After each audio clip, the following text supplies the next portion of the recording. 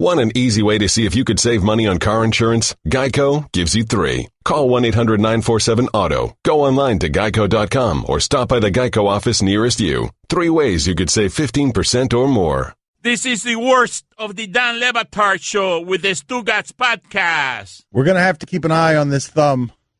Doesn't look good. Actually, I prefer to not keep an eye on it. Yeah. Well, I'm going to need some help because it's inflating on me, and it's bruising, man. Yeah, it's very red, and I'm getting a little scared. It feels very tight. So let's keep an eye on this. If anyone in the medical community can see me on television and is worried about me, I'm playing through pain here. Pablo Torre in with us on ESPN Radio.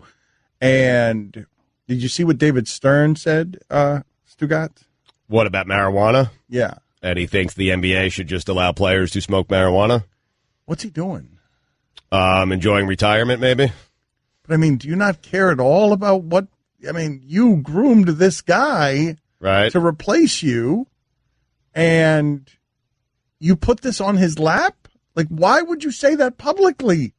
Well, I think Adam Silver is open-minded. I think he and David Stern, who worked very long time together, are maybe a lot. I don't think David Stern would have done that without knowing maybe Adam Silver's thoughts on this entire thing. I don't think. I could be wrong, but that was the first thing I thought of when I saw the story. But I did see that Adam Silver released a statement about David Stern's comment, and it was not in favor of David Stern's comment. It was saying we have a policy, we're not going to change it, we're looking into whatever, blah, blah, blah, but we have no plans to change our policy. And I love that David Stern did this, of course. I love that he did it in conversation with Al Harrington, who is now a marijuana entrepreneur, which is amazing for real reasons and for just comedy reasons. Substance and just it's Al Harrington. This is great. He's on a couch with David Stern talking about weed policy. That would have been in a different, just imagine showing that image to anyone who played under the grip of David Stern. Right. Mike, how much of that sound do you have on David Stern? I would say that it was sort of generally known at some point until we tightened the rules that a lot of our players were smoking a lot of marijuana. In fact, some of our players came to us and said, some of these guys are high coming into the game. But we began tightening it up, and at that time, people accepted the generally held wisdom that marijuana was a gateway drug, and that if you start smoking, you're liable to go on to bigger and better stuff. Today, how do you feel like the perception has changed? It's a completely different perception. Although the leagues have been slow to adjust, appropriately so, I think. Myself, I've been influenced by the CNN. Sanjay Gupta, Dr. Gupta did an entire series saying that the laws against marijuana are crazy, that particularly medical marijuana is something that should be encouraged rather than prohibited. And I think that pretty smart people don't know what's right and what's not right, but I think there's universal agreement that marijuana for medical purposes should be completely legal. That's courtesy of The Uninterrupted, and Pablo's point stands. That is funny to think about how much has changed in the last 10 years that conversation is happening. A conversation between Al Harrington and David Stern about marijuana. Yes. How many times was the geometry of that conversation different? How many times was it David Stern confronting head-on across a table of some sort a player and thundering at him, how dare you defile our league, how dare you break our laws? But I applaud him for, the willingness to have his mind changed on this, to doing some research on it, to actually looking into it. I do applaud that. I don't think he did such a disservice to Adam Silver here. Adam Silver can handle himself. He is the commissioner, so. Did you notice, though, the very David Stern thing that David Stern did, even when being the newer, cuddlier, friendlier David Stern? He narked on narcs. You said a bunch of players were complaining about other players smoking weed. And that's why we did this. What? Who was complaining about whom? Who would complain about that? I want to go back for a second, though. Can you think of anything that the stigma has changed around more quickly than what we're talking about here? To go from 10 years ago, if you came to David Stern with a marijuana question, he would say, get out of my office. Our league is trying to get away and has been for a long time of its druggy reputation from the 80s. get out of here. And we've gone from that to sitting on an Al Harrington podcast. Al Harrington is now a marijuana entrepreneur, and David Stern, the face of, sports iron-fistedom, is sitting next to him. I'm trying to think of something else where the stigma has changed that fast, where all of a sudden everyone kind of understands, we were kind of being idiots about that. Right. I mean, it's legal in certain states, not just medical marijuana. Marijuana is legal in certain states. So I think the only comparison that's reasonable is something like gay marriage, which certainly has large pockets of resistance that we've come to reckon with in 2017. But the idea, and this hits at why this was so uncomfortable, I think, for the league in the 80s and the 90s, there was not just this is criminal aspect of it, but, this is stereotypically criminal in the ways that would scare our consumers. Mm-hmm. Meaning a lot of black people seem to smoke weed, and that really does enhance this image of the rap league, the hip-hop league, the Allen Iverson making albums with questionable lyrics league, the dress code needing league. And what happened was a lot of white people, to be simplistic but not inaccurate, got on the bandwagon. The people that you needed to shepherd something into the mainstream got on the bandwagon. Guillermo, can you put it on the poll? David Stern smoking them trees? I mean, Pablo dragged us into the mud again. Right. I mean, he is getting just... I mean, it's pretty good mud, though. Yeah. I mean, I love it. I'm in the Pablo army. I'm a general in the Pablo army. Well, that's your biggest mistake.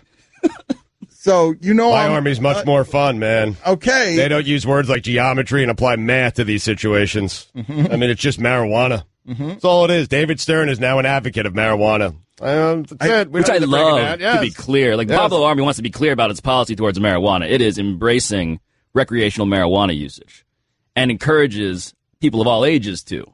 Well, not all ages. There's a cutoff. Parents should decide for themselves. Maybe it's 21 recently, whenever the brain develops. I think you're talking too much now. Okay. Yeah. Why? You can be pro-marijuana. Who can't? It's okay to be pro-marijuana. I mean, David Stern... You also can't be reckless, though. Yeah, well, but David Stern is sitting here saying... David Stern is telling you He's right now... He's saying for medical reasons, though. Oh, but come on. He's just limping in on that. Yeah, David Stern didn't do the same thing Pablo just did. Yeah, that's bad. I want to be very clear. He was responsible. I mean, we understood what David Stern was saying, but he did it in a responsible way. Pablo? Why can't Pablo... Why is Pablo... Whoa. I do want to explore this because I know you're being... a friend and executive. I don't think that Pablo did anything wrong there by being... He said all ages, Dan. Yeah. Okay. I want to be clear about the cutoff. He walked that back? Yes, there's a brain development thing we should all consider. He walked that back. Yeah. Not 21. Not far enough, I don't think. 21-ish, I guess, scientifically. My point around this, though, is one of the things about this that I just didn't understand, and I am like David Stern. I imagine many of you are like this in this regard. I'm old enough to remember going through that bleep storm with Ricky Williams and not really understanding the science of marijuana, just understanding the stigma and seeing everyone throw rocks and garbage at a dude that I knew to be a good soul over the stigma of marijuana usage. If that happened right now, today, right, it would be viewed so differently. Of course it would. We've learned more. We've educated ourselves. I know, but I love that even someone as old as David Stern is willing. Like, man, people that age get formed in their beliefs. He's willing to accept new information and not just accept it, say it out loud in a way that causes his protege, Adam Silver, a problem because Adam Silver doesn't need this near his desk. There is a rainbow coalition of people who are now publicly in favor of at least medical marijuana. And that goes obviously from the OG class of people, from the Willie Nelsons of the world, to like the Whoopi Goldberg. Whoopi Goldberg sells like vape pens. Huh. That's weird. Does she really? David Stern, now in the club. I think Floyd Landis has marijuana shops. Yes. Guy went a tour de France. I mean, actually, he didn't. Oh, that's right. They took it back. Right. All right, hold on a minute. Guillermo, did you know that Whoopi Goldberg, put it on the poll, did you know that Whoopi Goldberg was in the vape pen business? I hope that's right. I don't know if it's right. Pablo is scurrying right now to find out if it's right or not. ESPN Radio, let me know when you know if it's right, okay, Pablo? I know it's right. Okay. Headline, VanityFair.com. Whoopi Goldberg launches medical marijuana products targeted at menstrual cramps. All right. She calls her vape pen Sippy. Sippy Goldberg. ESPN Radio is presented by Progressive Insurance, creators of the Name Your Price tool. Choose from a range of coverage options and pick the price that works for you. Football season is heating up. Tune in Sunday as Tom Brady and the Patriots host Phillip Rivers and the Chargers. Pregame begins at noon Eastern on most ESPN radio stations. Here's your SportsCenter update. World Series Game 2. The Houston Astros came back to beat the Dodgers in a classic 7-6 in 11 innings. Astros became the first team in postseason history to hit 3 home runs in extra innings of a game. Former NBA Commissioner David Stern said he is convinced that marijuana does have medicinal qualities and should be taken off the league's list of banned substances. Yes, Dan. Well, no, I just wanted to say, is anyone else amazed that we talked about Whoopi Goldberg's vape business before we did an epic World Series game last night that you just reminded me of a second ago? Not on this show. Oh, I even saw that one. It was good. It was a good one. Is that going to happen all the time? Home runs and stuff. That's what's been going on, Mike. Yes, you've been missing out on a lot of home runs. It was an all-time All those baseball home game. runs. A Springer dinger. Dan Le Batard. LaMarcus Aldridge. Awful. Stugotz. I mean, No, he's an embarrassment, man. He's bad. He's not a good player. I don't know what happened to him because when he was in Portland, he was fantastic. He is not good, Dan. He cost them the game last night. Although they won the game. But had they lost, I'm telling you, it would have been on LaMarcus Aldridge. And the only reason it's not is because they won the game. And I'm still going to crush him even though they won. This is the Dan Le Batard Show with the Stugotz on ESPN Radio. somebody ran out the bald guy in sales, so now I need to talk to somebody else about this. We need a sponsored segment. That guy cost them the game, even though they won.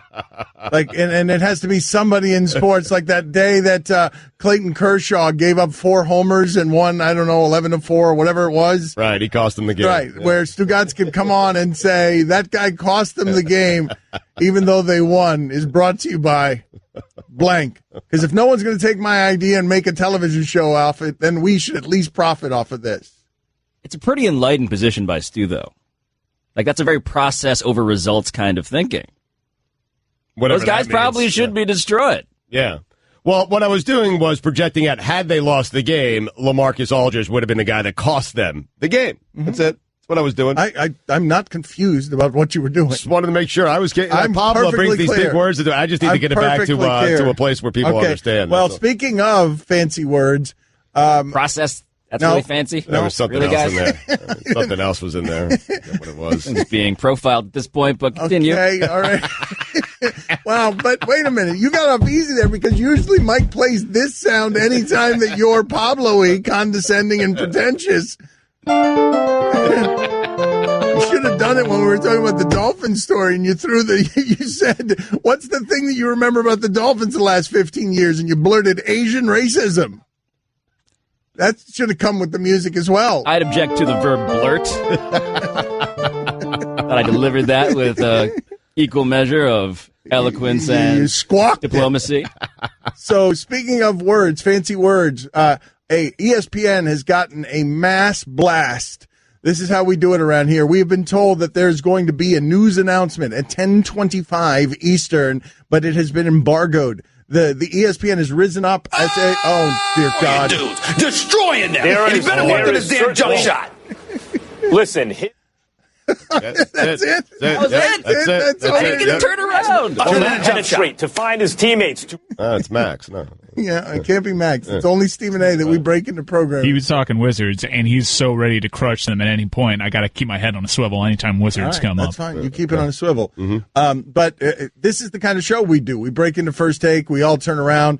And in the middle of that, we love getting email blasts from the journalistic epicenter of ESPN saying, there's a big story. It's been embargoed for 5 minutes. Embargoed, all capitalized, until all capitalized. It seems a bit much for this kind of story. But at 10:25 a.m. Eastern, I am going to reveal this news. But I can't do it before that. But we can do it. Do we have permission based on this company-wide email? Do we have permission at 10:25 exactly to announce, to lift the embargo? Oh, we should do a countdown. Yeah, I mean, let's figure it out. Literally count down, but it's and then not worth yell out what it is. People are going to be disappointed because it's not that big a news. I just like the idea that a company-wide blast has been sent out, that somebody sent that in the name of journalism, but I don't understand why we need to hold it for 3 minutes.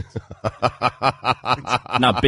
not big news to you. But why 3 minutes? Like, why 10:25? My guess would be is that someone is reporting this and they want to give that person the glory that they deserve for reporting this story at 10:25, and they're not going to report it till 10:25. 2.5 more minutes. There we go. That would be my guess. That would be my guess. No, but the story, this is going to be, look, this is the worst. We're creating expectations for people, and then at 10:25 we're going to give them the news, and I don't think it's going to be shocking. Do you think we can get away with doing this at 10:24:50? No. I don't know. 10:25. No, come on. I want to break it now. No, you can break it in 2 minutes. Liam, be patient. Liam, I want to break it. Dan, it was all capitalized. Okay. It was all capitalized. Can someone please call? I want to talk to an executive right now. I want to break this story that has been embargoed. I want to break the rules around here. It's been a long time since any of us broke the rules around here. I want to see if I can get suspended for breaking the embargo by 12 seconds. Oh, we're getting close to 90 seconds. I know. It's a big one. Big news. Big news. It's a scoop. Big news. Big. I think 90 seconds. 90 seconds. Whoa. Wait a minute. We're on a delay. Can we announce it early? Oh, that's a good question. Oh, we are on a delay. Question. We're on a 7-second delay. Can we announce it 7 seconds early and break all the rules? You can do it at 24:53. Mike, yes! I want to announce it right now. I want to be a rule. Whoa. Just 60 seconds away. Whoa. Hold on, guys. Hold on. 60 seconds! 60 seconds away 57 from lifting the embargo! The embargo is being lifted. Oh, we got to do a countdown. Guys, don't you think I should just do it right now? We blurt it right now. Peek under the curtain. Yeah, we got to count down. Rises. Let's figure out. Dan, you're delivering the news, right? Wait a minute. How does he not get the pretentious music for that? The curtain rises. You can't be going. He made it a theater all of a sudden. How does he not get the pretentious music there? 30 seconds. Curtains are pretentious now? Who's going to announce it? I think you should announce it. We can all say it together. All say it together. All hold hands. All right, let's all hold hands. Are you ready? Well, I don't want to hurt Dan's thumb. No, my thumb. Yeah, my icy thumb. Be careful, my bloated icy thumb. That's bloody. I got you, Pablo. Okay. 15 seconds of counting. 15 seconds but what about the 7-second delay? No, let's just do it now. Let's just do it. 1, 2, 3. Ready, go. Joe Girardi!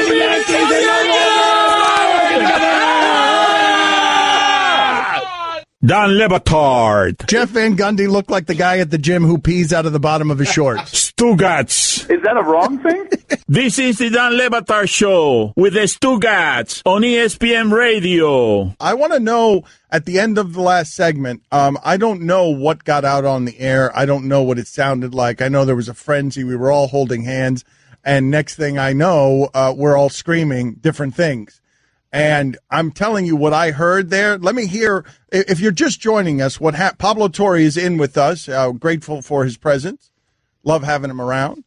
And if you didn't hear what happened last segment, for some reason there was a 5-minute or a 10-minute embargo on when it is we could report something that we knew to be so. And so we went to break on all of us shouting at the appointed time that the embargo had been lifted, the news. What did that sound like to others? Because I know what it sounded like in here. Let me hear what it sounded like out there.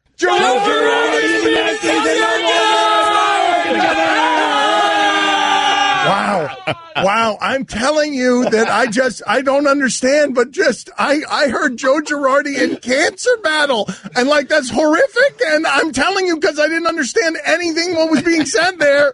Joe Girardi has been let go by the Yankees, but that does not sound like that when all of us are shouting it. Joe Girardi! What does that sound like? It sounds like the belly of a monster with indigestion. To be clear, no cancer for Joe Girardi. Yeah, he's fine. He's not coming back. That was not the embargo. Yeah, no. He's not coming back to the. But we went to break, and I thought we had delivered the news to the public of what the punchline was, and that was really hard to understand. Joe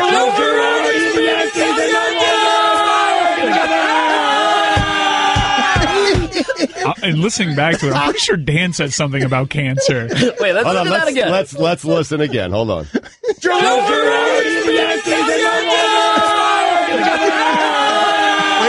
here's what I don't understand. Was it me? Wait a minute. Wait. Everyone, please slow down. Everyone, calm down.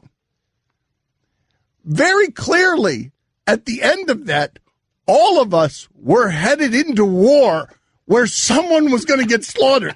Like, somebody whipped their shirt off. Like, all of us, what that turned into a war chant for reasons I don't understand. But I want you to now imagine, okay? I want you to imagine a war gathering strength, and we are the army. All of us are the army. Listen at the tail end of this, that we are rushing into our slaughter.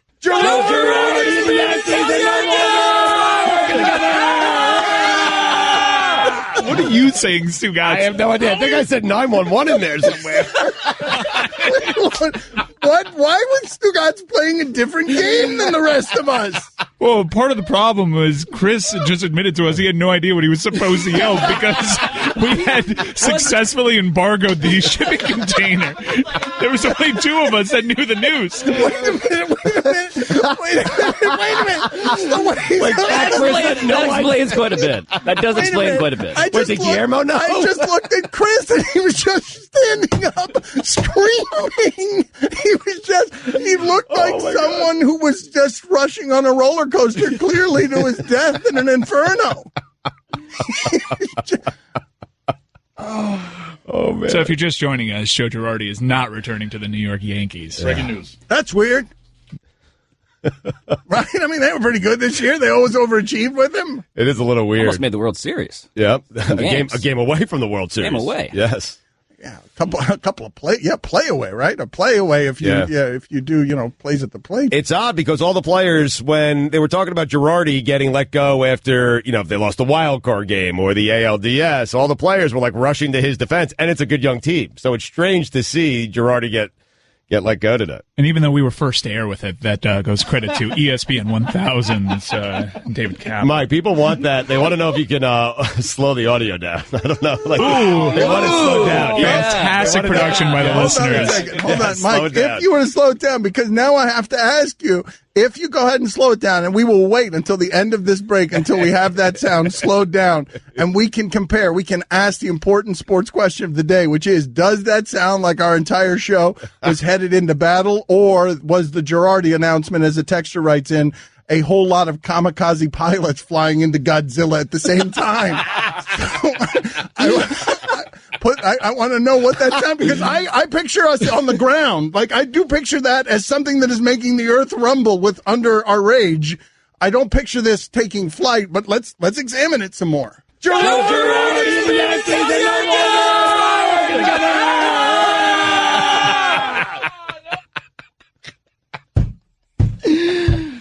Oh, my God.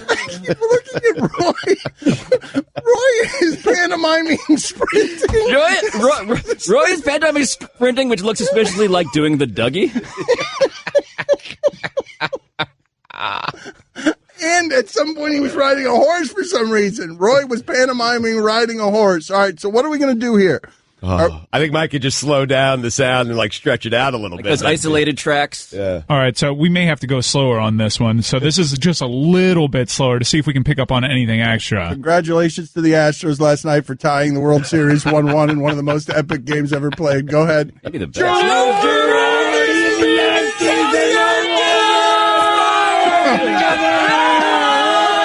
That's all of us falling off a cliff at the same time, though, isn't it? Like, that's all of us running.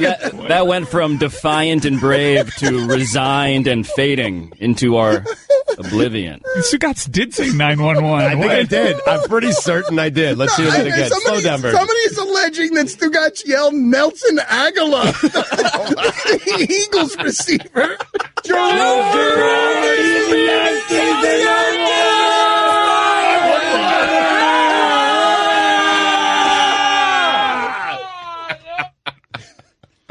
An epic game of baseball played last night in the World Series. Home runs all over the place. Dodgers had been 98-0 when leading after 8 innings. I don't think that was slow enough. We have to slow it down even further. Are you guys in agreement that it sounded like we were falling off a cliff? You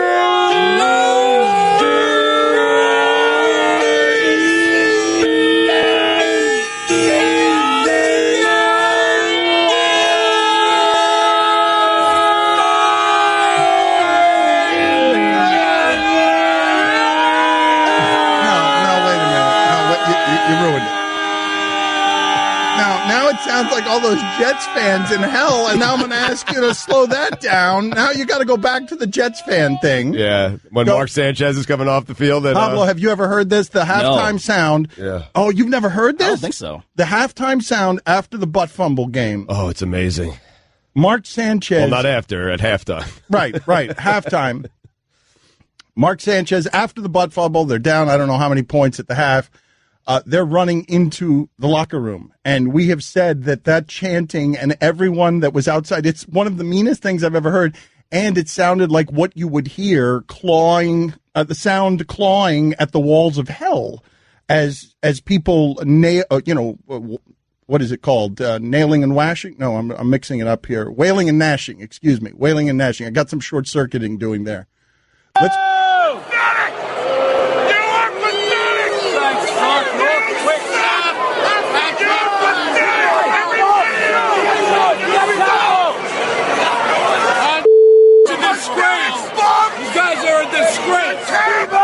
Tebow, I want you in the second half. I want you now. Tebow, save us. Tebow, save us. Sanchez, you piece of shit. You suck, Sanchez. Garbage. You guys are beat. Don't even come out after halftime. Garbage. You didn't even Garbage. Might as well take off the second half, too. Sounds like Twitter mentions come to life. Trolls come to life. We want Mina. Yeah. Mike, you have 30 seconds to merge the Joe Girardi sound with the wailing and the gnashing of the Jets outside of the tunnel. I will give you 30 seconds to merge the two sounds, a special kind of hell. I will filibuster here. I can't believe that we're still here after that baseball game last night. We are still talking about this this Braveheart sound here.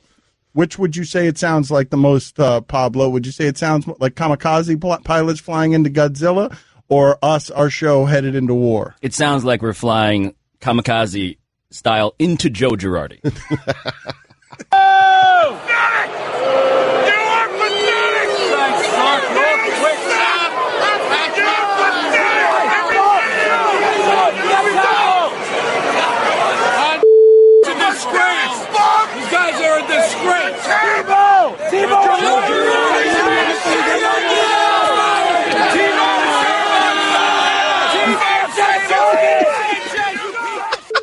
I hope there are people listening to this for the first time.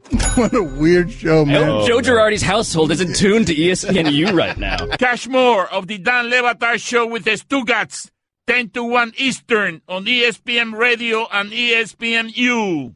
I just saved hundreds of dollars by switching to Geico. I've never felt more alive. Disclaimer. Geico cannot guarantee you will feel more alive. You either possess functioning respiratory and circulatory systems, or you do not, or you are a zombie. If you are indeed a brain-starved zombie and you would like to save money on car insurance, the Geico legal team applauds your excellent life choices, even in your shambling afterlife. But we strongly encourage you to visit Geico.com or download the Geico app. Please stay a minimum of 500 feet away from our large and presumably delicious, delicious brains. Geico. 15 minutes could save you 15% or more.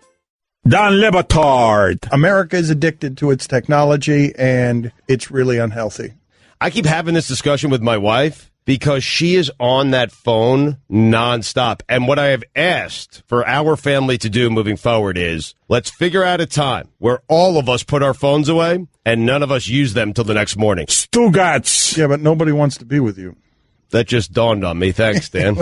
This is the Dan Le Batard Show with the Stugotz on ESPN Radio. I want to talk about this Martavis Bryant story because I find the difference between the sports to be fascinating. That in Phoenix you have a mess that's going to get rewarded, that the bad behavior is going to get rewarded, and Martavis Bryant is not going to get rewarded. He's not going to get his wish, and now he's made a mess that he has to stew in. And the difference in power in both sports is stark. So here's Martavis Bryant, who wants out of Pittsburgh. Here's him answering or not answering questions, just a montage of non-answers. Talk to my agent, talk to Coach Tomlin about that. Talk to my agent about that, and he'll answer all your questions you want to know about that. Once again, talk to my agent about that situation. I'm not going to speak on that, so I like your effort to try, so it's not happening. Just talk to my agent about it. He'll explain everything to you that you want to know. I mean, he knows how I feel, so if you want to know how I feel, talk to him about it. You want to call his agent? That's a pretty good strategy, honestly. Among all the strategies we've seen over time of athletes trying to evade questions. Like, don't do the Cam Newton. Don't just walk off the set, so to speak. Right. Just have some rehearsed line that stonewalls the media, and the worst we can do is play that montage. But ultimately, he's kind of stopped bleeding from the whole, like, wow, is he embarrassing himself further perspective, right? Well, yes. Yeah, I mean, I think this is probably the bottom, now being benched for social media conduct. But I want to ask you guys this, though. Why is the basketball player so much more emboldened than the football player? This is very rare in football. And why do we have a structure where the Phoenix Suns are going to get buried by this? And furthermore, I found out something else yesterday. See if you think this is interesting. Okay. That Goran Dragic, do you guys remember that Goran Dragic made a public mess to get out of Phoenix? And it was stark because Goran Dragic had never had a bad public moment. Yeah. Goran Dragic wanted to get traded, and so he went out and made a big mess. And apparently the GM in Phoenix is reactionary. He gets his feelings hurt by these things, so the play is to make a mess. If you want out of Phoenix, the play is that not both of these guys have set the blueprint for how you get out of Phoenix. Just say something publicly, and they will trade you. Make a mess, and you'll get out? I mean... Stugotz, Goran Dragic had never had a bad public moment, and then he goes out in front of the cameras and purposely made that mess so that he would get traded. I understand that. Bledsoe has already voiced his displeasure with being there, though. Like, it's a little bit different. He's like, it's on record that Bledsoe doesn't want to. Oh, no, but I know, but he's their highest paid player. He wanted to be there once. He did, yes. But it does seem like the turning point was him tweeting, "I don't want to be here." Salon notwithstanding, that seems to be the shot across the GM, Ryan McDonough's bow, that made him say, actually, now I'm going to go on radio stations and trash both the player and his agent. Right. Think about that. Think about that. Not only is it reactionary, that is self-destructive. Oh, it's incompetent.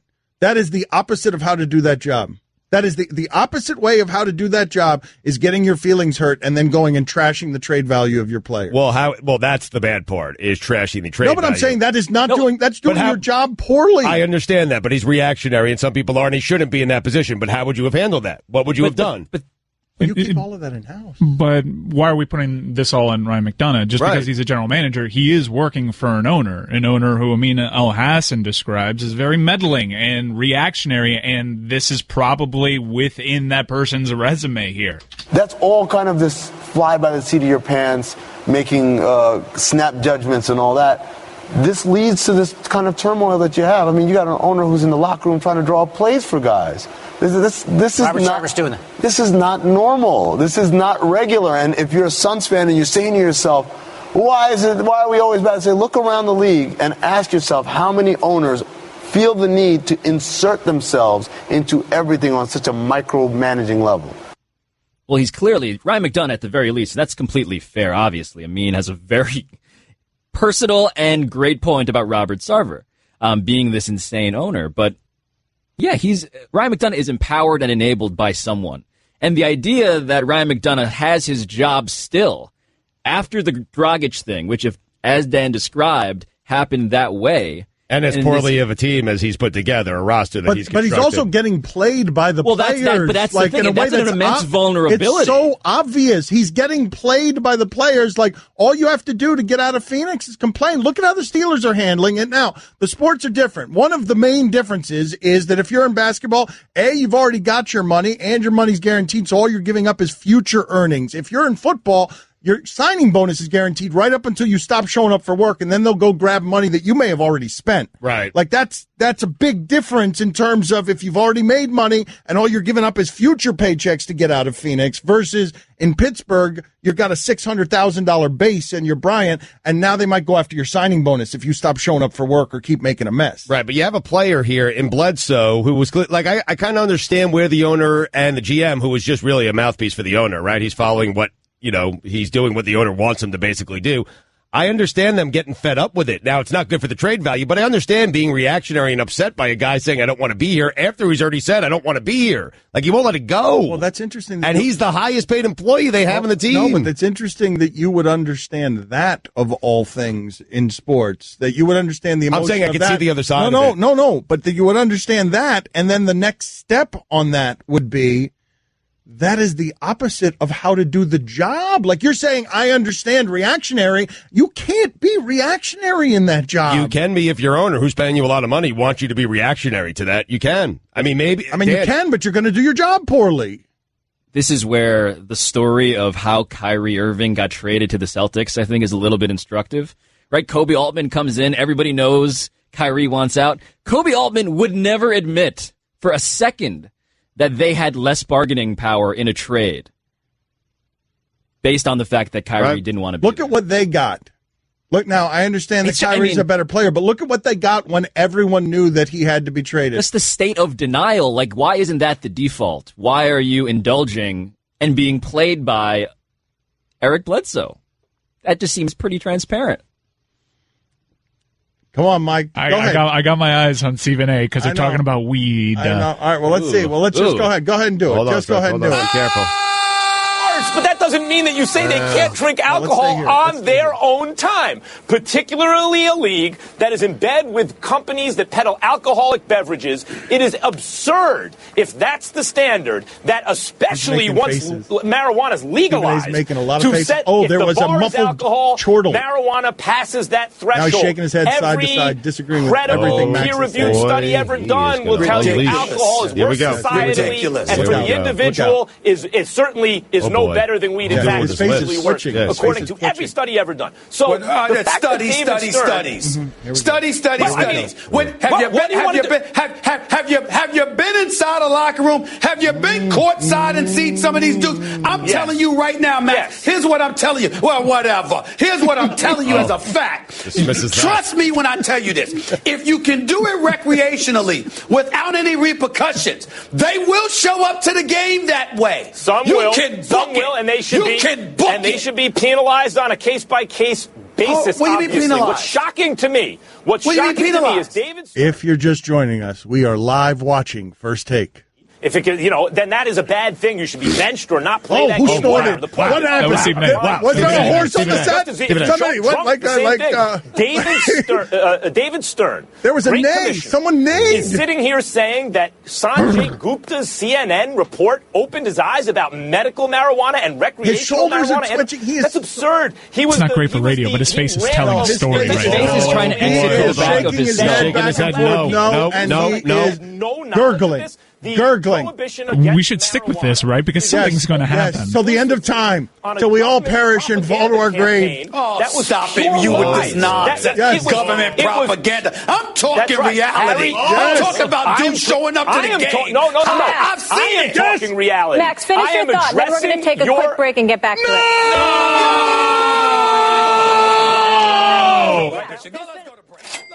Time for Dan to question his life choices. Just getting good. Fun police. They're flying. I'm just going to say it. They need to suspend Molly. Dan Le Batard. I'm telling you, we are good here. Trust me. I've never let you down. Stugotz. It's like living a life. Imagine living your life, and every time you take a step, you know you might step on a landmine. That's my life. I'm married to a minefield.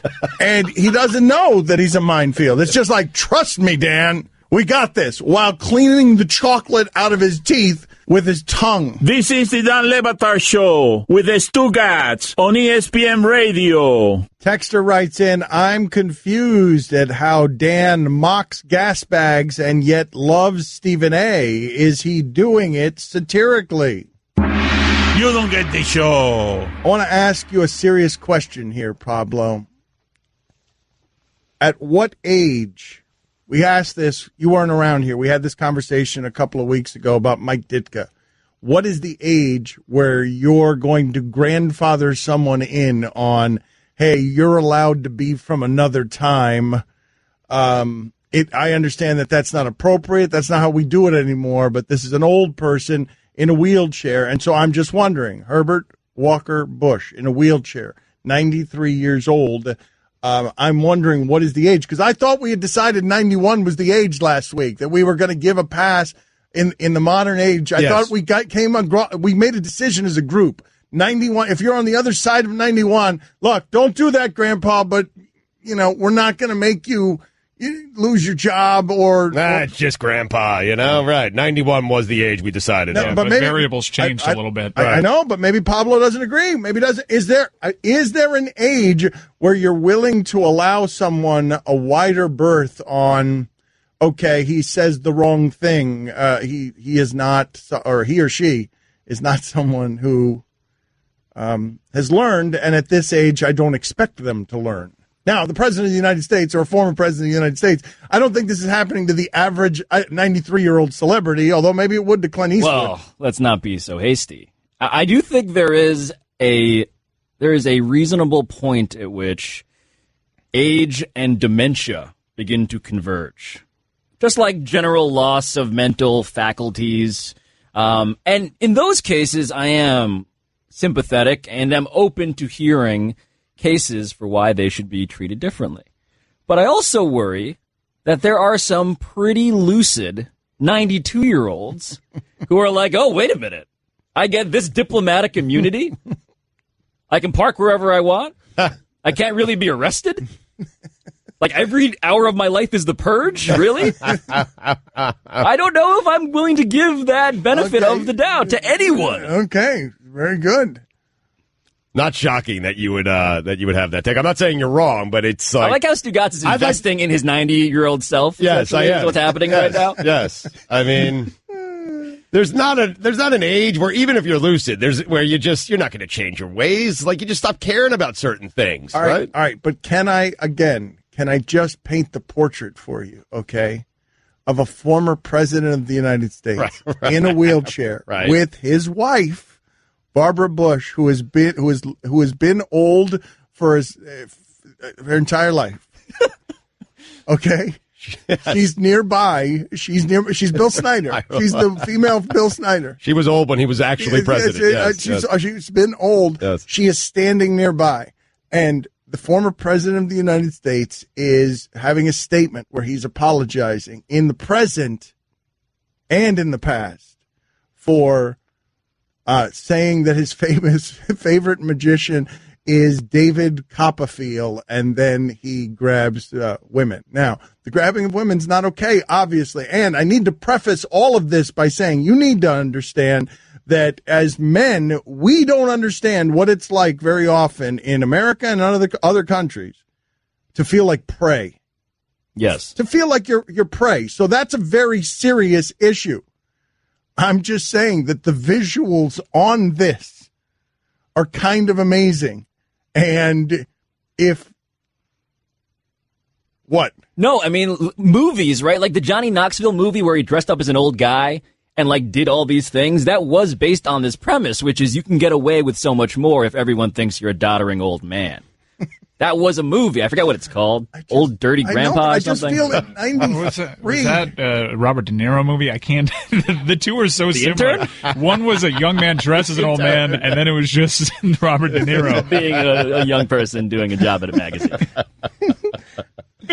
But I do think it's reasonable to point out, as these people inch closer to the grave, Yeah, they probably have a different philosophy on life. Like, they may stop caring about things. They may opt out of the social contract because they're out of here pretty soon anyway. What I'm asking you is, am I allowed to treat this as a largely serious topic, and when it arrives this way, to have a smile on my face because the visuals are ridiculous. It is absurd. It is visually something. But you're asking for permission to smile? I'm asking for permission to smile in today's climate. Well, as your smile sheriff, I'm not sure if I can grant that dispensation. Okay, it sounds like you're being very hard on me. As a first-time offender, I don't want to be the one to grant it to you. I feel like I should get a lenient sentence on this. We need to clear this up because I could see your confusion. Johnny Knoxville was bad grandpa. Robert De Niro was dirty grandpa.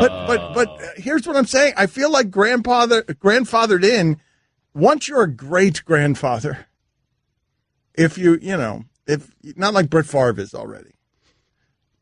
Once you're plus 90 great grandfather, can you get great grandfathered in on clearly inappropriate joke? That'll be the sequel.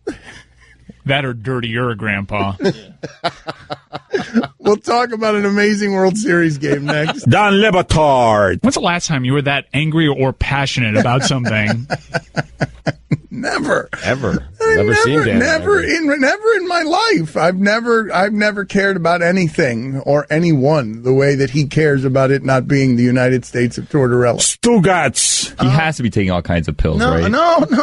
Man, what are you doing there? That is reckless use of the microphone. Well, the blood pressure has to be high, does it not? Put it up on the poll. At Le Batard Show, did Guillermo just accuse Stephen A. Smith of pill popping? Yes or no? That is really efficient, disastrous use of the microphone right there. This is the Don Le Batard Show with the Stugotz on ESPN Radio. Thank you for all of you who are listening to us in Atlanta on AM 1230 and in Philadelphia on 610 AM. We do sincerely appreciate you giving our weird show a chance. Pablo Torre is in with us today. He writes for ESPN, the magazine. You can see him on Around the Horn. Pardon the interruption. Tomorrow and all over ESPN. I want to talk about this baseball game last night. Dallas Keuchel saying the balls are juiced. I want to get to that, but during the break, I was treated to Stugotz's first impersonation. It was of a 100-year-old Kirk Douglas. And so I don't know whether you guys want to hear this or not because of the conversation we were just having about,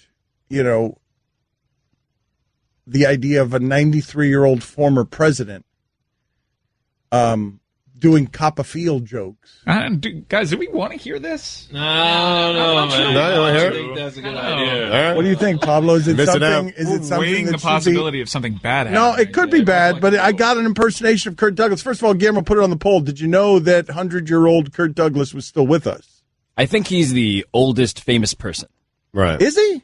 Is there anyone older and as famous? This is Betty White's question. 95, and so I think I'm with Pablo on this. Kirk Douglas is probably the oldest famous person that we have. Buzz Aldrin's 87. Yeah. Okay, Just that's look that good. up. That's a good question by Pablo that's being posed there. Think about it here.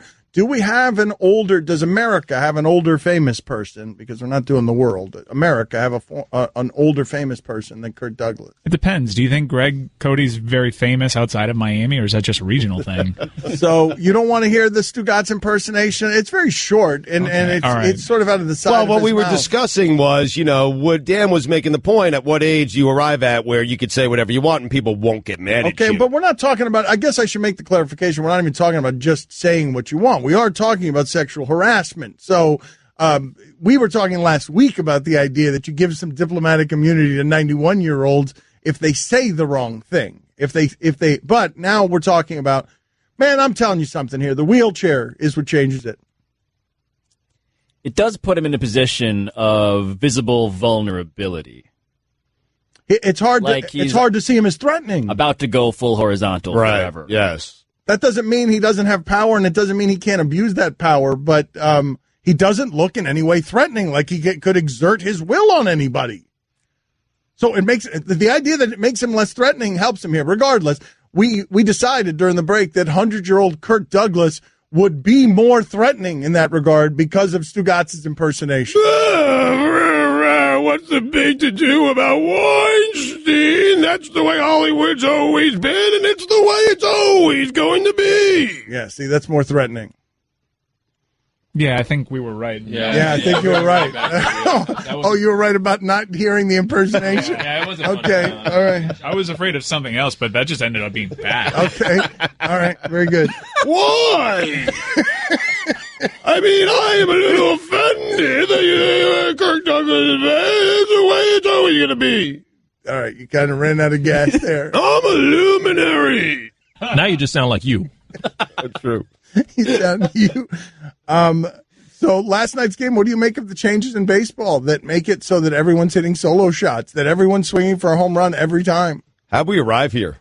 That's like, I was thinking that last night. How'd we arrive at a place where it's hit or miss? Where there are so many home runs hit, it was so exciting, and if they're not hitting home runs, they're striking out, and the games are moving a bit quicker. Evolution. I think it is the efficiency of the game. The hitters have evolved to the point where they realize the value of the home run, and they've realized that the strikeout isn't a negative, that the strikeout, if you're swinging for home runs, it's okay to strike out. And they apparently quite literally doctored the baseball. Not in ways that are illicit, but there have been studies into how the ball is flying differently, how the seams have been adjusted, which make home runs more likely. Which all, I think, brings up the larger point, though, which is why do we enjoy this? Well, we all enjoy being graded on a curve, it turns out. In that sense that we'd rather a lot of people get better grades than truly sorting the wheat from chaff. Mm-hmm. Like, I don't really want to know who the good students are. I want to see everybody kind of get B's and A's. And we're getting a lot of C students who are now getting B's, and it's way more fun than watching them scuffle through at bats. That game was amazing last night. Unprecedented, honestly, with all the extra inning home runs. I mean, Pablo said it earlier, Dan. I'm not certain it is Game 6 for me because I'm a Mets fan, but I think you said this earlier. It might be the best World Series game ever. Like, that's how I've special seen it personally. was. Yes. I mean, well, that's different, right? Because the best World Series I've ever seen was Twins and Braves in 1991. All the games were one run. It was crazy. Jack it was Morris. crazy. Yeah, you got walk-offs. They were all one-run games. All of them were close, but that was a very different style of baseball to the one you're talking about. Because what we were watching last night is everyone watching had the knowledge we're always one swing away from something big. And then the way that the all of the rallies were bang, bang. They're not even rallies. It's not get a man on. It's just home runs. It's hit the ball as far as you can. It's keg softball. Remember, we complained about long baseball games. And it turns out we don't mind long baseball games. We just want baseball games that are full of dingers. Well, and we want them to have stakes attached to yes. it. Like, there are certain things you're willing to put up with during a postseason game that you wouldn't put up with during, Game 74 of the regular season. I just think this is such a fascinating evolution of the sport where the pitchers have gotten so good. Everyone's throwing 96 miles an hour. Relievers out of the pen are so specialized that 25% of the time, Joe Sheehan told us, they pitch to no contact. So 1 out of 4 guys are coming out of the pen. 1 out of 4 times is a strikeout. Because you just can't hit somebody that fresh throwing 96 miles an hour, and they're just there to face you. And so the specialization of it makes it so you get a game like you got. Well, hell, man, this was the year with the most home runs ever in the sport. Consider that there was a time where everyone was cheating, and they didn't hit this many home runs. Yeah. I mean, 8 homers, right, last night? Was it 8 homers? 5 in extra innings? That's so fun. Think about that. Right. And they took, to Dan's point, Rich Hill out after 4 innings. I hate that. And Verlander came out after 6. I do not like what they did with Rich Hill. I don't like that these managers go in with, like, okay, my guy, I don't care how he's pitching, my guy is going 4 innings, and I'm taking him out. Because Rich Hill was going fine last night. No, but when the Yankees do that with Sabathia, that's interesting. It's about the specialization of the sport. Because the relievers are so good that all of these guys, Sabathia one time during the lineup can blow everything out. He's just going as hard as he can for 4 innings. With the knowledge that the guy who's coming out, the specialist who's coming out in the next inning is going to be better than he would be in the 5th. That's some of the stuff that's happening in the sport where you're not facing tired pitchers anymore. Like, they've gotten rid of that. The guy who you're facing that used to be a tired pitcher is now someone coming out of the pen, and 25% of the time you're not hitting the baseball because he's throwing it. And anyway, you're not hitting it fair because he's throwing it 97 miles an hour. But it's interesting because you have like guys like Buster Olney who support this and think it's a good way to go about it, but then he criticizes the Dodgers manager for keeping Kenley Jansen in for 6 outs. And like, which way do you want it? Like, that's your best arm right there, right? Well, they were 98-0 this season when they led entering the ninth. I don't know what you do about that. That's just baseball. That's totally random. Right, a guy hit a solo shot off of him. It's going to happen. They have the best bullpen in baseball, the Dodgers. Yes. This is what they were designed to do. They've been doing this all year. But yeah, people love homers, man. We have arrived at a place where baseball has become, I don't know if it translates to the regular season, but baseball's exciting. Like, at least this brand of baseball Mike is making a face at you. He doesn't think baseball's exciting, or he might be making a face. I don't care what anyone says. Last night was how Pablo petered out on the segment. Excuse me. He did. I mean, I don't care if you don't like baseball. I don't care. Last night was exciting. I don't care. There was drama. There were stakes attached to it. It was the World Series, and it was exciting. I admittedly petered out. You did. Time for Dan to question his life choices. Were we boring you? You did stop trying. Were we boring you? Did you forget we were doing radio? Did you? Because you were so palpably not interested in what we were talking about. I just realized I was talking about home runs and basically just saying the word home runs a lot, so... You just quit? Quit. Well, that's not a great teammate. We've got a quitter missed us. Let's go ahead and call him a quitter. Chant him into motivation. Let's bully him. Let's bully the quitter. This Jonathan Martin. Let's bully him. Ready? I mean, now you did the Jonathan Martin thing, and I'm just remembering what he said about Richie Incognito at the beginning, and I just want to avoid that at all costs. Right. Hashtag Asian racism. That's the way it's always been, and it's never going to change. No, Kirk Douglas. No, 100-year-old Kirk Douglas. Weinstein. No. Never going to change. Come here, Mama.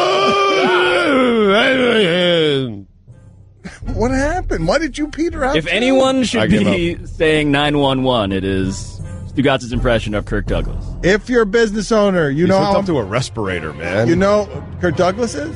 There are shots that Pablo showed me where, yes, he's not doing it. I thought he just wrote an op-ed.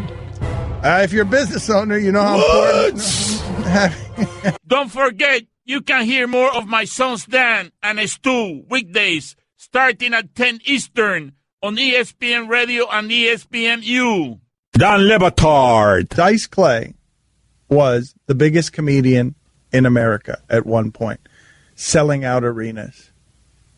And he is god-awful. Stugotz. Little Miss Muffet. Yeah. That's right. What's in the bowl?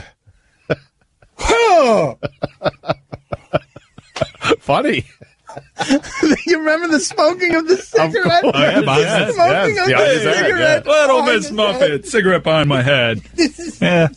It doesn't age well. This is the Dan Le Batard Show with the Stugotz on ESPN Radio. Pablo Torre has to go to the bucket of death here in moments. We're going to do that. I know we're going to do that because I just saw, for some reason, Mike Ryan arguing with the Grim Reaper. And I need to point out to people how funny some of these visuals are.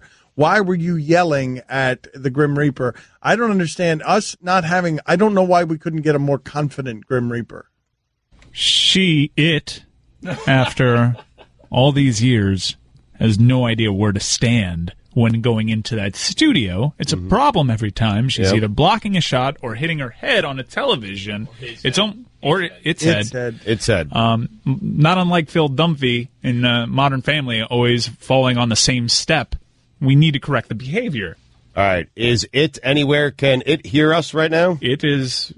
Yes, it can. It is. I was going to, for the audience, predict what it is going to do because Mike is right. It is the same thing every time. Get back out. Hold on. Close the door for a second. Close that door. Close the door so the Reaper can't hear through the soundproof doors.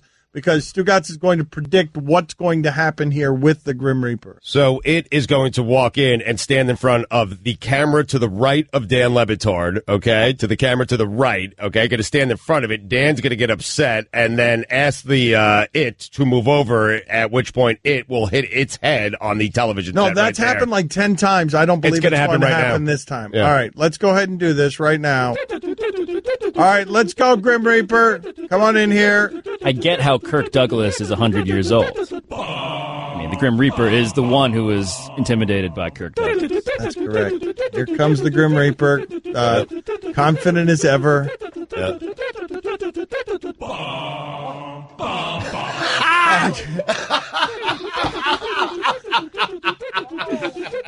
Get away from the camera! Don't talk to me, and don't fall out of character!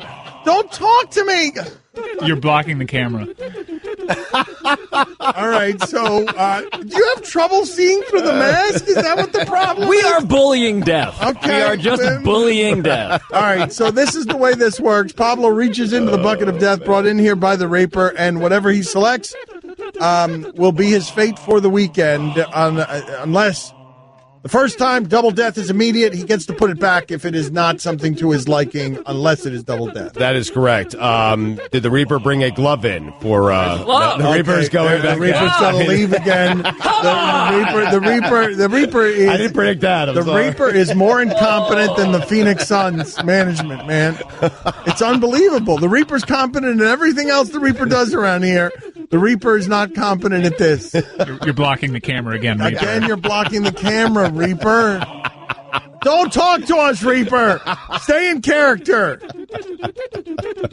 So go ahead and select from the bucket of death here, All right. Pablo. All right, here we go. Some big favorites here this week, Pablo.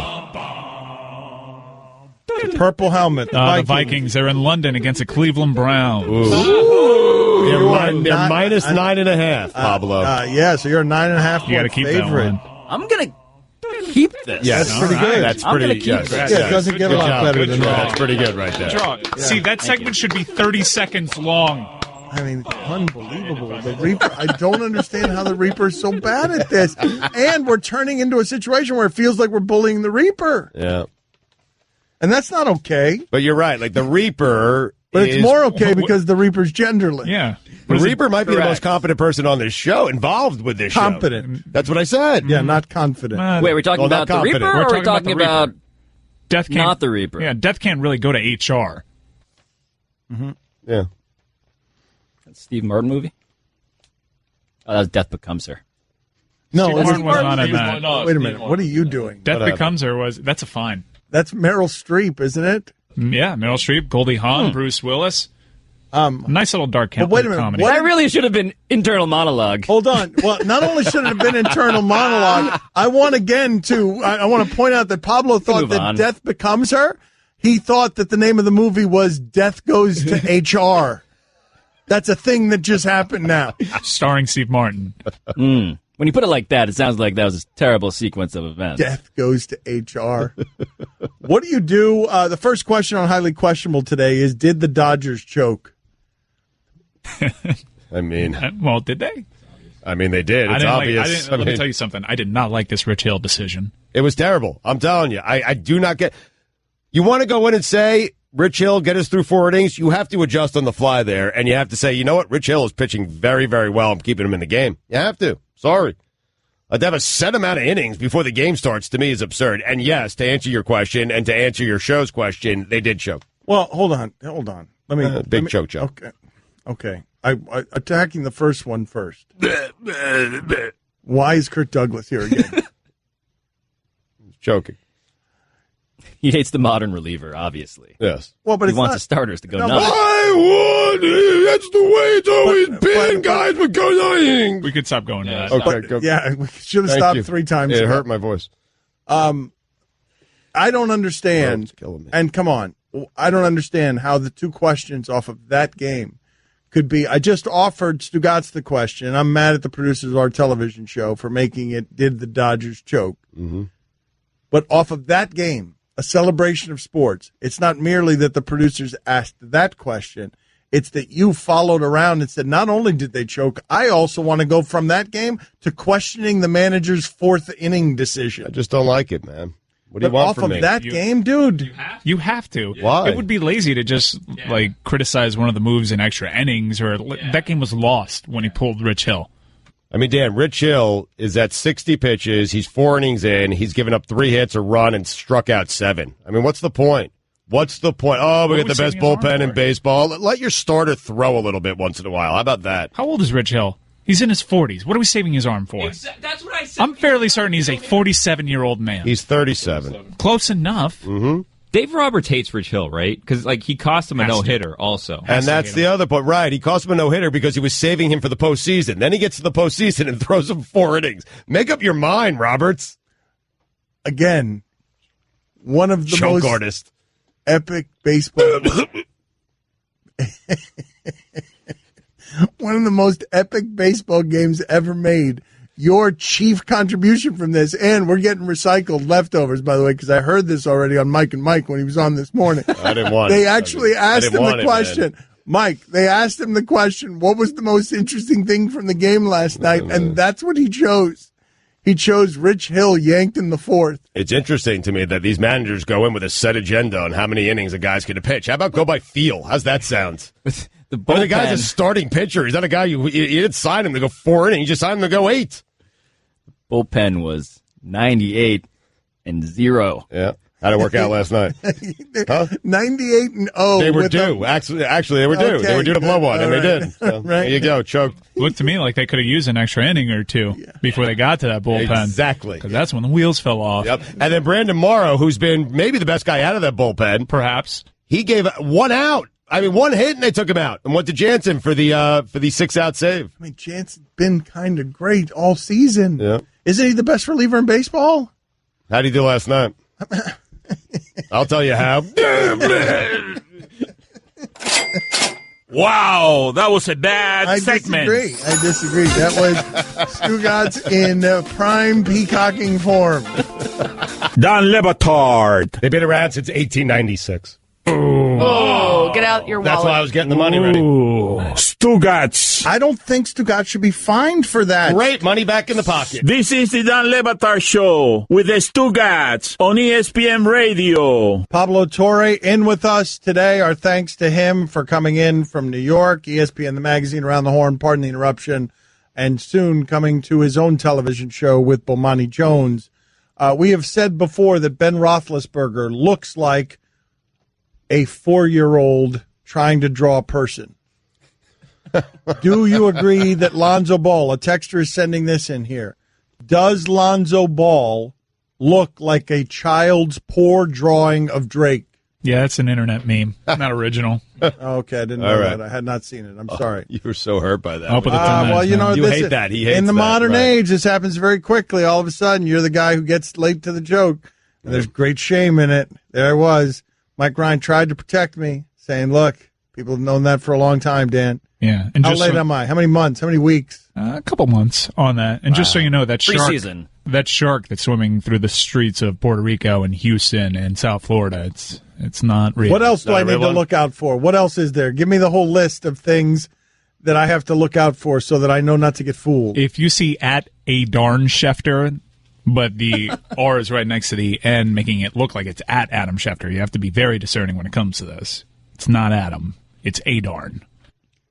Oh, Stephen A's yelling again. You missed it. I don't know what he's yelling about. Oh, it's Lonzo Ball. It's a Lonzo Ball. That's situation. a replay. Oh, is it? Is that what's happening? We're being fooled by a hologram? They re-air that show right after it airs? Really? Yeah, on the Deuce. Wow.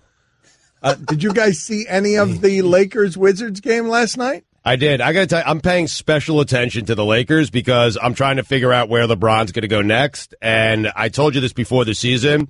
It's going to depend on how Lonzo Ball and Brandon Ingram play. And I'm telling you right now, he's seen enough. LeBron's going to L.A. They are really, really good. And I do find it fascinating. They're not good yet. Dan, they're not good yet. They are good. Whose phone was that? Was that your phone? That was Pablo's. That was Pablo's. That's a fine, Pablo. That's a fine right there. It's just $1. Your phone. Yeah, just $1. Yeah, Brandon Ingram looks like he took a step. I mean, Dan, this is all I'm saying. Ingram, Nance Jr. is also a very good player, and Lonzo Ball. Now, last night, he wasn't great, but we all knew that shooting was going to be the problem coming into the NBA. So he was 2 of 11 last night. Still had 10 assists, still had 8 rebounds, had a steal, had a block. They won the game. I do find it interesting that teams are coming at the Lakers because of Lonzo's dad, and the Lakers, that team is rallying around Lonzo Ball and playing pretty decent basketball. Like, I find like every team's going to come at that kid hard, man. So is that a rare opinion now, though, to say that Lonzo Ball's dad is actually a force for good because he's inspiring NBA teams to, like, play defense? Is that a brilliant, unique take, or is that like, where are we in the where are we on the LeVar Ball approval meter? I think people are probably tired of him. Most people are tired. Even the people who loved him once upon a time are probably bored by the one-note nature of what he does, that the game doesn't expand. It's just talk, total trash, and none of it matters. None of the words don't matter in any way, and it's just the same trick again and again. I mean, I'm entertained by him, so I'm not going to judge. But I'm less entertained by him because I've already seen the anarchy. I've seen the act a couple of times. Right, and do we need him to be agitating someone for him to be in the conversation? Well, we were saying yesterday, I felt like that interview between Stephen A. Smith and LeVar Ball after his son's debut when he got wiped out. I thought it was like a bad SNL skit. It was both of them trying very hard to be in character on something, and it just didn't feel in any way authentic. It felt like a bad wrestling program. To recreate the original First Take appearances. Which was magical. Right. Which was magical, right. But again, that's the first time any of us had seen it, so we were all here for it. I don't know if I speak for everybody on this, but I probably speak for a few. Here's what he's done for me, and just in terms of basketball, right? So, because LeVar Ball is the reason Marcin Gortat sent the tweet out about John Wall. He's going to abuse LeVar. So I was interested to see what John Wall would do against him. He's going to torture him. That's what Gortat said. He's going to torture him. And it's odd because so then Wall goes into the game feeling like, oh, man, my teammate said I'm going to torture him. I have to torture him. And John Wall did not. He did not play that well last night. Mm-hmm. He had more points, but he didn't play well. He was 7 of 22 from the field. And, like, maybe there was some pressure there.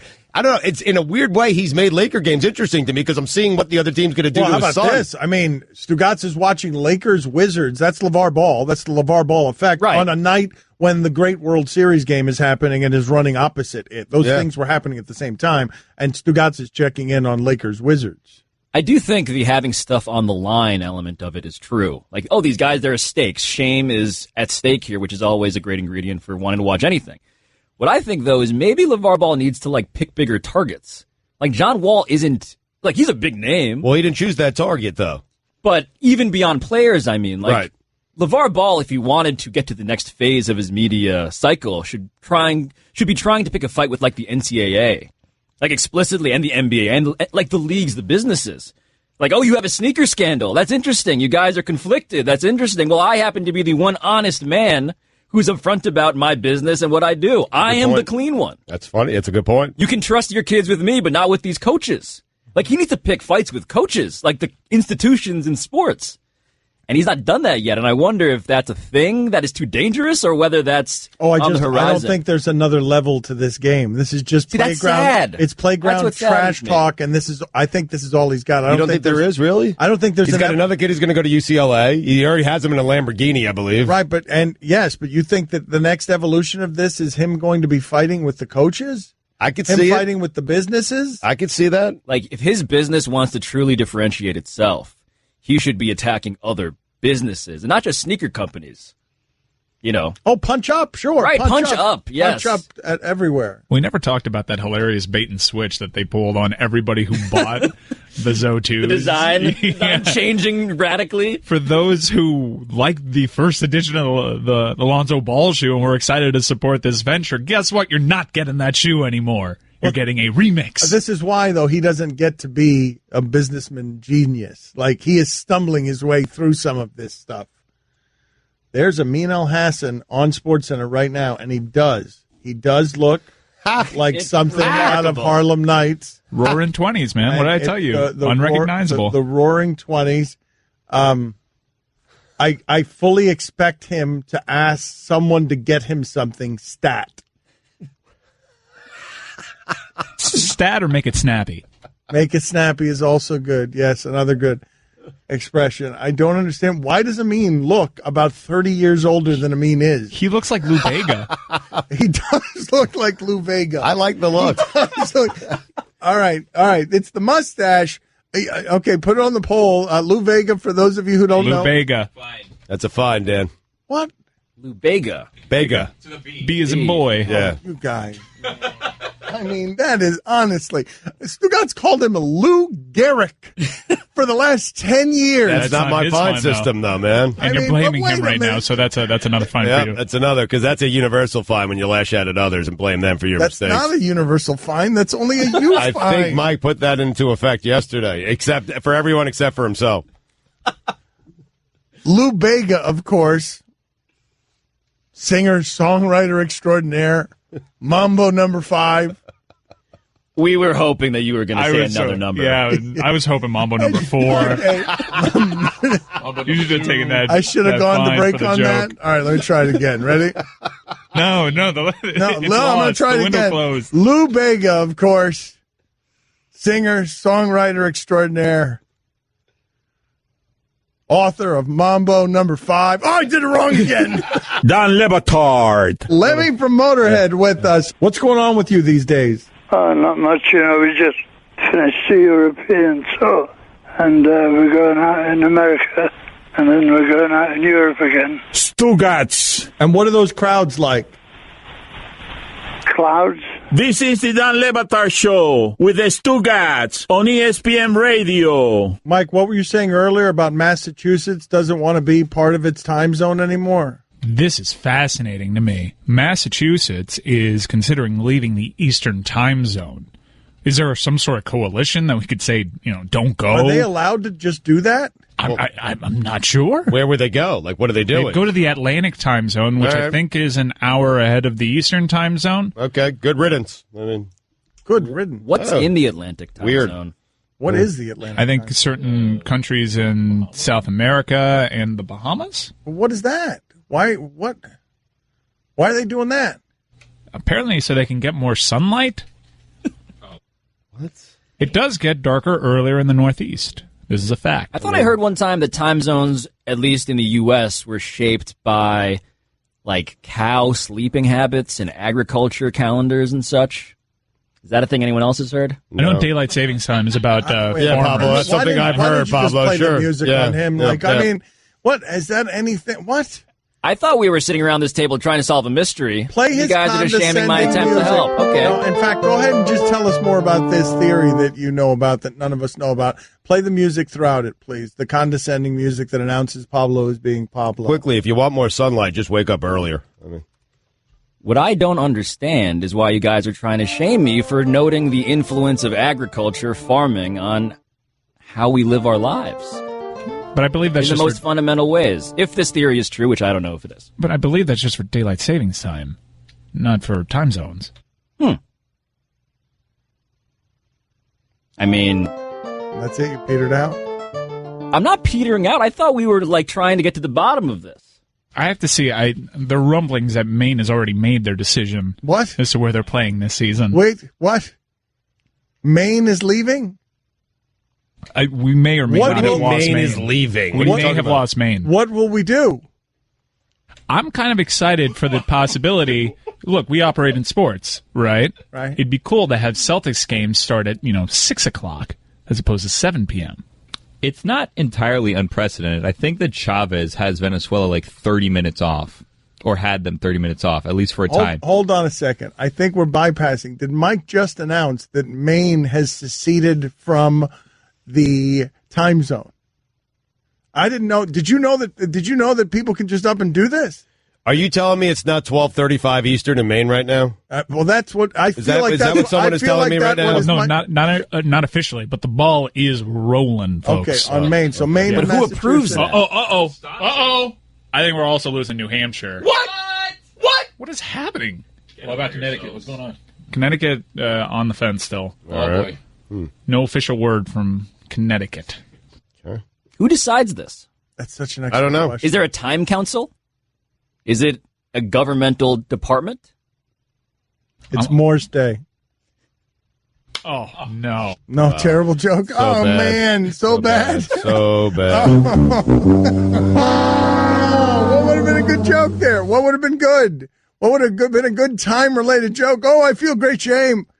It's washing over me in waves. We're on a lot of radio stations. It was a terrible joke. I take it back. How do I take it back? Somebody help me. I want to take it back. I saw the horror on your face. I'm sorry. I thought it was good, and then I realized it was bad, and I want to take it back. Stugotz and I aren't even making eye contact. I can't look at you. I want to apologize to everybody on behalf of the company. Apparently, lawmakers have tried to do this in the past and have failed. But there is now a groundswell in New England to move these people to the Atlantic time What would have been your time joke? I wouldn't have made one. It was fine. No one was clamoring for a Morris Day joke there. No. Certainly. Not the time. It was daylight savings time with the cows.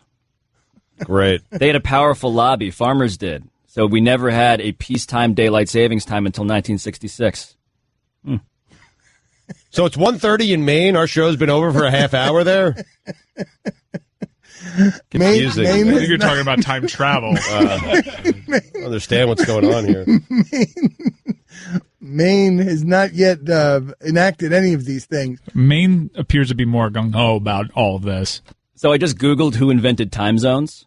Sir Sandford Fleming, Scottish-born Canadian, proposed a worldwide system of time zones in 1879, advocated a system at several international conferences, and is thus credited with the instigation of the initial effort that led to the adoption of the present time meridians. The way you're presenting that is as if you want us to like say it along with you, like Well, the no, year. he was doing that off the top of his head. He was totally doing that. That's just how he talks. Did you know that it was gung-ho and not gun-ho? A lot of people mispronounce that. Huh. Go ahead. Put it on the poll, Guillermo. Is it gun-ho or gung-ho? Can I ask you guys a different question about sports as we meander all over the Not place? really. We're in a very good place right now, I feel. So is the Eastern time zone like the Big 12? Is that the parallel? Like constantly kind of at risk of fracturing? You guys decided to stay here. I knew you didn't have anything left, and that's why I tried to move it. Like, I knew it. I could feel it. No, I could feel it. I want you guys to take inventory of what just happened there. You asked for more time, you were given it, and you farted. Like, that's what just happened. I couldn't get over how badly he pronounced fracturing. I was really wondering if anyone noticed that, and it turns out the answer is everyone. That's what stopped us in our tracks. Mike, I don't know what to do here. Like, there's a lot of texters who love Dan's joke. It might be the worst joke he's ever told on the show. They have to all be dads. I'm telling you, it's text after text after text. Who's in charge of the time? Morris Day. I felt good about that when it left my mouth, but then it arrived in the atmosphere, and everyone looked at me as if I had sores on my face. Yeah. Your joke smelled like a fart. I know. That's how you all looked at me. I'm like, who's in charge of the time? Morris Day. I feel like, a dated joke, admittedly. Oh, wait. Say it again. Just like that. Because the way that you said it there was funny. You guys asked who's in charge of the time, and I said Morris Day. Isn't that how that happened? It's how it happened in my mind. See, it's not exactly how that happened. Right. If it happened that way, you could have gotten a Key Mix-Laugh. Yeah. All right. Thank you for all of that. But it's now less funny. Morris Day. If it were funny at any point, that's gone now. Okay. It's over. I really did want to talk baseball this segment. I mean, there was an important game played last night, and I am genuinely and generally confused at how difficult it is to talk baseball. Because Pablo, it's the first time it's ever happened with Pablo. Pablo, he lasted 4 minutes, and he bailed on an entire segment where he just got bored. Well, I want you to think about this, okay? That was on the heels of Pablo calling it the greatest World Series game of all time. I'm telling you, I'm not joking when I say that I don't know how this happened to baseball, where we sit here and we try to talk about baseball and nobody's here for it. Nobody. I think we're occupying a space now where baseball fans who have kept with it and still love the game are turning around and looking to everybody. See, isn't this great? Not unlike the way soccer zealots show you the Landon Donovan goal and say, hey, look at this. And then you're expecting it to be that all the time. And you quickly realize it's not going to be that all the time. I just don't know how we find ourselves in a place after that game where it's hard to get conversations off the ground. Because, Dan, the average person watching baseball, I think, I read this the other day, it's like 55 years old. Like, so, and we aspire to have a somewhat of a younger audience. Like, people are just bored by it. I don't know what to do about it. And last night, one game is not, and a couple of innings is not going to change young people's minds. Also, I challenge the relationship between the quality of a game and how good the conversation around that game would be. Like, the best conversations are not about games, unfortunately. Right. What do you do? I mean, it was a what's great the best game. conversation? LeBron? Well, Where's he going? You stayed. It was a great game, and then you move on. Then you got. That was awesome, and it was awesome, and we all experienced it together, and now it's over. But there's only so many times you can say it was awesome, and then you got to rip a manager. Because that's how we do this. That's All sports right, radio. Go ahead, Guillermo, put it on the poll there. After 5 times saying how great the game was, do you have to rip a manager? Yes or no? Time for Dan to question his life choices. You got to go to, there's the basic places, man. Someone choked, managers to blame, pitchers, all that kind of stuff. I petered out. You can listen to the Dan Le Batard Show with the Stugotz 10 to 1 Eastern on ESPN Radio, and you can watch on ESPNU.